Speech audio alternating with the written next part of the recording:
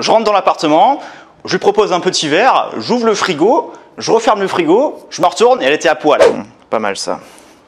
Tiens, bonjour. Vous êtes intéressé pour les vins ou pour l'Estonie? Parce que les deux, ça ne va pas du tout ensemble. Salut, c'est Johan, bienvenue dans cette nouvelle vidéo et je vais aujourd'hui vous parler de quelque chose qui m'a vraiment marqué dans ma vie d'entrepreneur, c'est mon expatriation en Estonie. Aujourd'hui, on est à Dubaï avec mon associé, mais ça n'a pas toujours été le cas et quand on avait une micro-entreprise en France, on se disait il faut faire un truc parce que la SASU ou la SARL en France, non merci, surtout qu'il y a beaucoup trop de taxes et moi j'assume, franchement, on n'est pas là pour payer plein pot, surtout quand on a une activité, des charges, des employés, peu importe, ok? Et vous devez surtout optimiser votre fiscalité, sinon ça va vraiment pas le faire. Donc l'Estonie, ça peut être très intéressant si vous cherchez à vous expatrier quelque part, surtout si vous êtes comme moi, avec un business en ligne, vous avez des libertés géographiques et temporelles et vous pouvez vraiment bosser de n'importe où, c'est quand même pas mal. Mais attention, il y a aussi des contres et je vais vous dire une chose dans cette vidéo, je vais tout défoncer, je vais vous montrer pourquoi. Premièrement, on va s'intéresser par les avantages. Les avantages, c'est quoi? C'est une fiscalité simple. C'est-à-dire qu'en gros, vous allez pouvoir faire les démarches administratives, créer votre boîte, créer un compte bancaire professionnel en un jour ouvré. Et le coût des sociétés là-bas est vraiment faible parce que je le vois par rapport à Dubaï, nous, on paye à peu près 500 € par mois. Ça veut dire 8 000 €, 9 000 € par an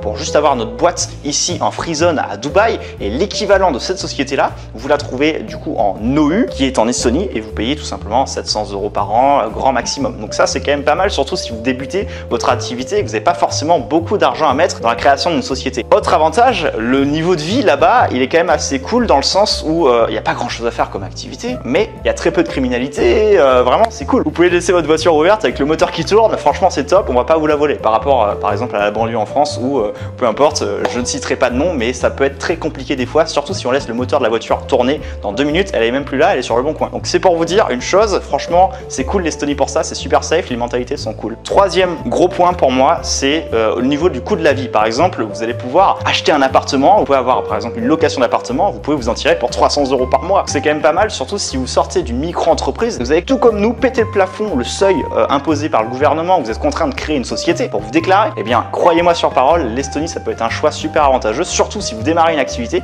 et que vous avez déjà des revenus qui rentrent, vous êtes serein et vous pouvez rencontrer plein de gens cool, il y a une petite communauté francophone là-bas et c'est top. Pour la petite anecdote, avec mon associé, on s'est développé là-bas principalement dans les premiers mois de notre activité et bien, en fait on a rencontré plein de gens super intéressants et en plus ce qui est marrant c'est qu'on s'est expatrié en plein confinement, on était dans le couvre-feu, les gens ils n'avaient pas le droit de sortir et à 20 h les gens ils avaient même plus le droit de sortir, ils se fightaient avec leurs femmes, leurs enfants, ils se disaient mais franchement comment je vais faire pour rester là dans cette vie, il y a des suicides qui explosaient, nous on se disait no way, on veut pas rester dans ce pays indéfiniment, on va partir en Estonie, on a parié le premier avion venu, on a fait un petit chèque au propriétaire, on a loué un penthouse et ce qui était cool c'est que là-bas tout est facile, rapide, les gens ils sont peut-être un petit peu froids mais au moins on sait à quoi s'attendre, ils veulent pas vous la mettre à l'envers, ça c'est top. Quatrième point, l'administration. L'administration est relativement fluide, ça va super vite, contrairement à la France où c'est une catastrophe environnementale. Je sais pas trop pourquoi les écolos ils sont là à blâmer Dubaï, mais je peux vous dire que vous pouvez blâmer la France pour ça parce que la France en elle-même est une aberration au niveau de l'administration, une catastrophe. Par contre, l'Estonie c'est quand même plutôt cool par rapport à la France, c'est-à-dire que vous avez un contact régulier avec l'administration, si vous avez besoin d'un service de comptabilité, vous avez des services comme KPMG, vous avez des gens qui sont là pour vous aider pour faire la comptabilité de votre boîte, puisque oui, il faut avoir une obligation de comptabilité aussi en Estonie. Voilà pour tout ce qui est des points par rapport à l'expatriation en Estonie au niveau des avantages. Maintenant au niveau du rythme de vie, au niveau de la vie en elle-même, c'est quand même relativement petit, hein. Le Tallinn c'est quand même une petite ville, c'est un peu à la taille d'un grand centre commercial on va dire, et franchement honnêtement on a vite fait le tour et franchement c'est cool au début mais après on s'est un peu chié. Donc franchement rester quelques jours à Tallinn ça peut valoir le coup, créer une société là-bas ça peut valoir le coup, vous êtes obligé d'avoir un loyer ou vivre là-bas, avoir un pied-à-terre là-bas pour avoir une activité là-bas. Mais par contre il n'y a pas d'obligation de rester 6 mois dans l'année là-bas, donc vous pouvez très bien vivre ailleurs aussi si vous avez un peu plus d'argent. Donc vous pouvez très bien avoir votre loyer là-bas en tant que résident en Estonie, vous pouvez très bien avoir votre société là-bas, mais vous pouvez aussi décider d'aller vivre à Dubaï en parallèle, chose qu'on a fait nous également et on s'est fait défoncer au niveau des impôts. Donc croyez-moi sur parole, essayez de ménager un petit peu votre fiscalité, faites attention à bien optimiser les choses parce que vous pouvez très bien tomber dans un piège. Maintenant on va passer au gros défaut et je peux vous dire une chose, c'est que je vais pas mâcher mes mots. Au niveau du coût de la vie, effectivement c'est pas cher mais il y a des répercussions. Il n'y a rien à faire, pas de boîte de nuit, pas de bar. Moi je suis jeune, mon associé est aussi jeune que moi et je peux vous dire une chose, c'est qu'on tourne rapidement en rond à tel point que tous les soirs on allait acheter des bières à Ulemis qui est le centre commercial et on allait picoler tous les soirs parce qu'on avait que ça à faire. Et le midi on allait au restaurant, on voyait des mecs bourrés dans la rue. Donc franchement honnêtement c'est pas la meilleure des solutions si vous voulez vraiment une vie super à la Dubaï ou en Las Vegas ou en mode vous allez rencontrer des gens super sympas, vous allez faire la fête tous les soirs. Non, c'est pas vraiment ça. C'est quand même plutôt froids. Il y a des Uber là-bas, mais ils seront super froids avec vous. On appelle ça les Bolt. Ils seront super froids, les gens. Vous allez rentrer, ils vous parleront même pas. Ils vous diront belt, télé. Franchement, nous qui sommes français, on est habitués un petit peu à un minimum d'hospitalité. Bon, je dirais pas à Paris, mais bon, dans les grandes villes quand même. Et c'est pour ça d'ailleurs qu'on a décidé d'emménager à Dubaï, puisqu'il y a quand même beaucoup plus d'attractions, plus d'activités à faire, etc. Vous avez également les voisins qui peuvent parfois vous emmerder pour très peu de choses. Malheureusement, en fait, nous, on avait fait une soirée en janvier. C'était en janvier 2021, dans mes souvenirs, pour le Nouvel An ou quelque chose comme ça. On avait rencontré des gens super, des gens qui étaient russes, etc. Et en fait, à ce moment-là, on a fait un peu trop de bruit et il y a eu une sorte de collectif qui s'est envoyé un mail à notre propriétaire et ils ont voulu nous expulser. Donc pas de panique, on est entrepreneur, on trouve des solutions. Avec mon associé, on est parti au mall du Lémiste, on a acheté un paquet de chocolat pour chaque mec et ils ont tranquillement fermé leur gueule. Ils se sont calmés et il n'y a pas eu de souci pour ça. Une autre petite anecdote à raconter également, c'est au sujet des voisins. On avait des voisins qui étaient anglais, qui venaient d'arriver tout simplement en bas de notre penthouse. Il y avait un mari, sa femme et son enfant qui étaient en très bas âge et ils nous ont gentiment demandé si on voulait faire un apéro avec eux. Nous, par exemple, l'hospitalité en France, on a l'habitude de ce genre de choses, faire apéro avec ses voisins, etc. Donc ça peut être cool en fait pour tisser de bonnes relations, de bonnes ententes avec ses voisins. Et il faut savoir que moi je suis tranquillement, puisque je viens de Bordeaux, aller acheter un vin de Bordeaux au mall du Lémiste. Évidemment je l'ai payé 4 fois plus cher, mais c'est pas grave, c'était pour l'occasion. Et j'ai fait le petit apéro avec les voisins qui étaient juste en dessous. On a commencé à faire connaissance, je me suis rendu compte qu'ils étaient un petit peu instables socialement, mais c'est pas grave, ça reste des voisins, je suis pas là pour juger. Et donc au moment de rentrer au niveau de l'appartement, il y a la voisine qui me demande si elle veut venir avec moi. Je dis oui, pourquoi pas, je lui ferai visiter l'appartement, vu que c'est ma voisine, on sait jamais. Le voisin en profite pour coucher son enfant. Je rentre dans l'appartement, je lui propose un petit verre, j'ouvre le frigo, je referme le frigo, je me retourne et elle était à poil. Donc effectivement, ça m'a fait un choc. Et je me suis dit, waouh, quand même, l'hospitalité des gens, ça va un peu loin ici dans ce pays. Bon, après, il s'en est suivi ce qui s'en est suivi. Mais ce qui est quand même pas mal, c'est de savoir qu'il y a quand même beaucoup de gens qui viennent des pays de l'étranger, comme l'Angleterre, l'Espagne, ou peu importe, le Canada, et qui viennent en Estonie de plus en plus pour s'expatrier là-bas.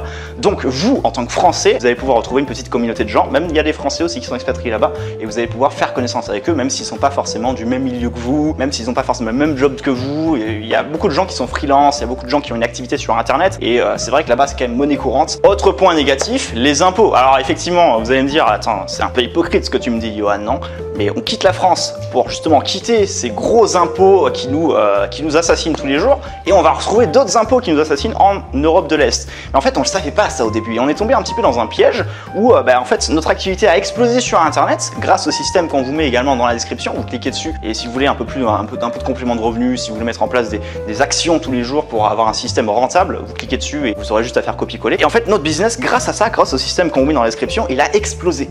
Et on a fait beaucoup d'argent. Et le problème, c'est qu'on avait un loyer à payer. Et tous les mois, le loyer était quand même assez cher, puisque c'est un gros penthouse de plus de 200 mètres carrés. Donc on payait à peu près 6 000 € par mois de loyer. Et donc ce qui se passait, c'est qu'il fallait quand même se reverser des gros salaires pour pouvoir payer tous les mois le loyer. Et donc on versait à peu près 10-15 000 € chacun. À chaque fois, on avait des gros impôts à payer. Et ce qui veut dire que pour 15 000 € qu'on se reversait chacun, on devait en payer 30 en fait, auprès de l'administration. On était taxé à peu près à 64-65% à peu près. Et je peux vous dire une chose, c'est que même aujourd'hui, à l'instant T, on le ressent. Il y a des impôts à payer et ça, c'est lourd. L'administration est lourde, elle est facile, elle est rapide, elle est fluide, mais elle est lourde. Donc, ce que je vous propose, c'est que dès que vous êtes sûr d'avoir des gros revenus et que vous faites un peu chier en Estonie, comme nous, par exemple, on avait pour projet d'y rester 1 an, au final, on y est resté 4 mois. Quand on avait fait une soirée, je me rappelle, on avait pris un peu trop de bière, on s'est dit, viens, je prends un billet pour Dubaï parce que j'en ai vraiment marre de cette vie. Eh bien, on a pris un billet pour Dubaï et on a fini par emménager ici. Faites comme nous, parce que si vous restez trop longtemps en Estonie, ce qui va se passer, c'est que vous allez vous dire, c'est bien, c'est pas cher, c'est fluide, etc.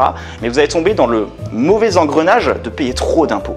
Et ça, c'est moche. Donc, essayez d'optimiser votre fiscalité. Si vous démarrez une activité, partez en Estonie. Mais si vous faites beaucoup d'argent, partez de ce pays et allez vivre ailleurs. Il y a des pays qui sont bien plus optimales, comme par exemple l'Andorre ou alors Dubaï ou d'autres pays. Et franchement, je vous recommande ce genre de pays-là si ça vous intéresse. J'espère que vous avez kiffé cette vidéo. N'hésitez pas à vous abonner, à lâcher un gros like si vous avez kiffé. Et je vous retrouve dans une prochaine vidéo. J'espère que ça vous aura été utile pour l'expatriation. À très bientôt. Salut. Et à 20 h, les gens ils rentraient chez eux, ils allaient se fighter avec leurs femmes, avec leurs enfants, ça se passait très mal. Maintenant, on va passer au gros défaut, et je peux vous dire une chose, c'est que je vais pas mâcher mes mots. C'est qu'on tourne rapidement en rond, à tel point que tous les soirs, eh bien, on allait acheter les bières au Carrefour, et on a acheté un paquet de chocolat pour chaque mec, et ils ont tranquillement fermé leur gueule. Je peux pas dire ça. Un autre point aussi, une petite anecdote à vous raconter. Une autre petite anecdote à vous raconter également, c'est au sujet des voisins. Je me rappelle quand... Ah non. Je vais le dire. Donc vous allez pouvoir rencontrer des gens assez sympas.